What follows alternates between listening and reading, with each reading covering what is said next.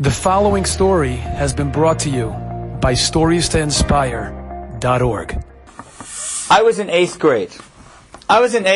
I lived in Deal, and I went to school in Lakewood. So we had a van or a bus of kids, community kids, who all went to school with us together in Lakewood. Half-hour drive each way. We would have fun on the bus. We would talk on the bus. We were all sports fans. We would talk about... So we had a great time on the bus. And we'd get to Lakewood and we'd go to school with a whole bunch of Lakewood Ashkenazi kids. Good. So, 8th grade, I was a really good student and a pretty popular kid. And pretty popular on the van and on the bus. One day, about 2 months before the end of the school year, on April, remember this is before cell phones or text messaging or anything like that, I find a little note on my Gemara. Joey, be careful when you get on the van. I don't know what's going on. I get another note on my Gemara another hour later. Joey, we hate you. I don't know what they're talking about. I have no idea what they're talking about. I'll remember that day like it was yesterday. I get another note. Joey, I'm just warning you. Be careful. I'm shaking. I'm an 8th grade kid. Sensitive, simple, nice 8th grade kid. I get onto the van, and none of the boys are sitting in my seat. It's a long seat. None of the boys are sitting in my seat. They're all sitting in the seats in front of me. They're all filled up the seats in front of me. There's only the back seat left, and there's no one sitting in that seat. So I'm sitting there by myself. I start telling them, guys, like, what's going on? What's going on? No one says a word. They just ignore me. Guys, what's going on? They just ignore me.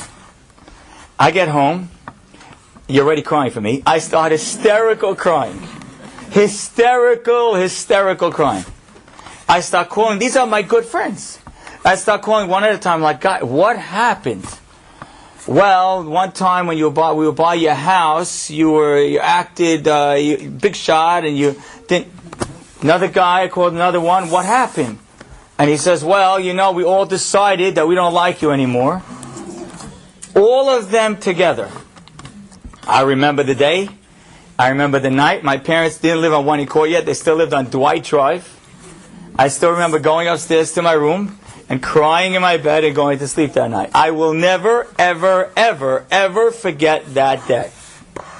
What had happened is that there was a new boy who joined the school, a Syrian boy who joined the school that year, who I guess was a pretty good student and pretty popular in his old school, but not quite as much in his new school. So he riled up all my friends to turn against me and to all not like me and talk to me anymore. The story never got resolved. What happened is 2 or 3 days later, the 60 Ashkenazi boys in the grade found who that kid was, pinned him up against the wall and said, you say one word about Joey, we'll kill you.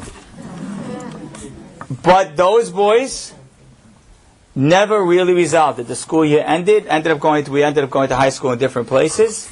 Later on, maybe in 10th, 11th, 12th grade, some boys asked me for forgiveness. Some never did. And that was the story. And I'll never forget the fact that I realized that 1 second, all these people that were my friends, I realized that I couldn't trust. And I read a book maybe 20 years after that said you have moments in your life that shape your life. And think about the top 5 moments that shaped my life. And I realized that was one of the top 5 moments that shaped my life. And maybe the reason why I've become so sensitive to students is because I knew what it felt like to feel pain when I was a student. And I knew what it felt like when you had friends that you can't trust. Let me tell you why that event that happened to me in 8th grade was one of the best events that ever happened in my life. I'll tell you why. Because there was one boy on that van. He happened to be not on that van that day, but one friend of mine who said, I don't care what everyone is saying. Joey, I'm your friend. It doesn't matter. I knew when I was down, when I was in trouble, when it wasn't cool to be Joey Haber's friend, that he was my friend. So now, 30-something years later, I know I can trust him. I could not talk to him for 6 months. I know I can trust him. Because when I was down, he had my back. He happens to be the friend. Anytime in this class I mentioned my friend, the guy who lost his daughter when she was 5 years old, that's the friend I'm talking about. You want to know why that relationship is strong? Not because we were born 2 days apart, or because we went to the same school. No, that wasn't the reason. The reason is because when I was down, I knew he had my back. You want to build a trusting relationship, you have to find opportunities where people, when someone you care about is really not so popular, and they see you're there for them even then we know the relationship is real. You want to build a strong relationship? Find those opportunities. Enjoyed this story? Come again. Bring a friend. StoriesToInspire.org